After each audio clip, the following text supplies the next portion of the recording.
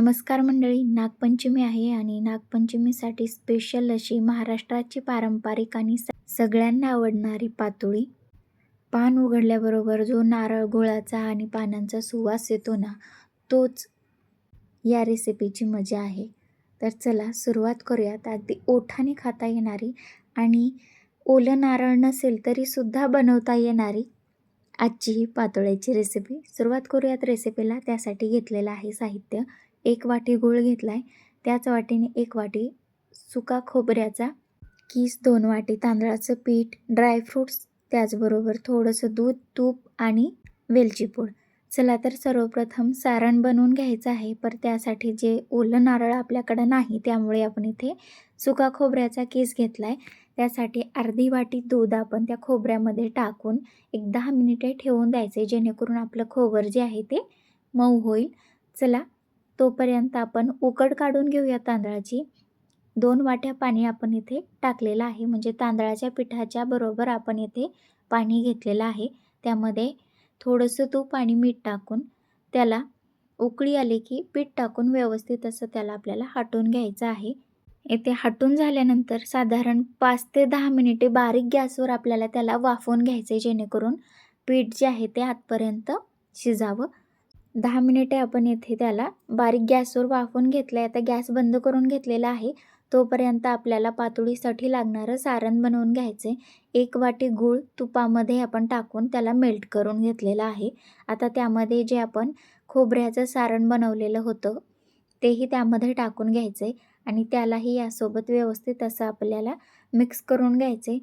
वेलची पूड साधारण पाव चमचा इथे घेतलेली आहे आणि बाकीचे जे ड्रायफ्रूट्स आहेत, ज्यात काजू, बदाम आणि पिस्ता आहे, तो आपण त्यामध्येच टाकून घेतलेला आहे. सारण जे आहे ते आपल्याला व्यवस्थित असं शिजवून घ्यायचे, चांगलं घट्टसर होईपर्यंत. जोपर्यंत हे कट्टा सोडत नाही तोपर्यंत आपल्याला त्याला परतून घ्यायचे. बघू शकता इथे सारण बनवून तयार झालेलं आहे. याला आपल्याला थंड होण्यासाठी ठेवायचे. तोपर्यंत आपण जे उकड काढून घेतलेली आहे तिला मळून घेऊयात.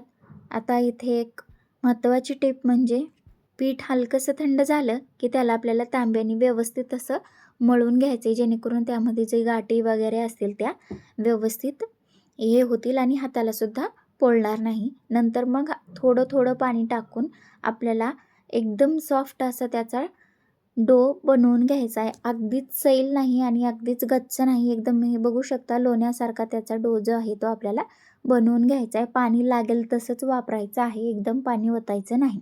सो ते झालेलं आहे. इथे सारणही थंड झालं आहे. आता आपण पातोळ्या बनवून घेऊयात. केळीच्या पानावरती थोडंसं तूप लावायचं आणि उकड काढलेलं पीठ असं लावून हाताने थोडंसं पसरवून घ्यायचं आणि नंतर मग बेलण्याला थोडंसं तूप लावून त्याला लाटून घ्यायचं. बनवायला सोपं आहे आणि पटकन असं लाटलंही जातं, अजिबात चिटकत नाही किंवा मोडत नाही. आणि सारण भरून त्याला आपल्याला दुमडून घ्यायचं आहे. तुमच्याकडं जर केळीचे पानं असतील तर अगदी उत्तम, कारण त्यातला जो सुवास येतो तो मनमोहून टाकणारा आहे.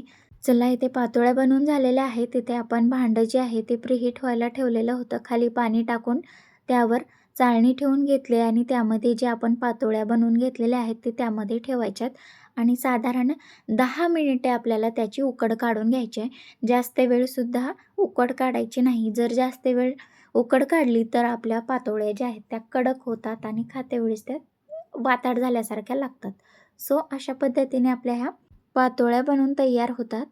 यावर हलकीशी तुपाची धार टाकायची आणि मस्त असा त्याचा आस्वाद घ्यायचा. तर मंडळी, तुम्हाला ही रेसिपी कशी वाटली कमेंट करून नक्की कळवा.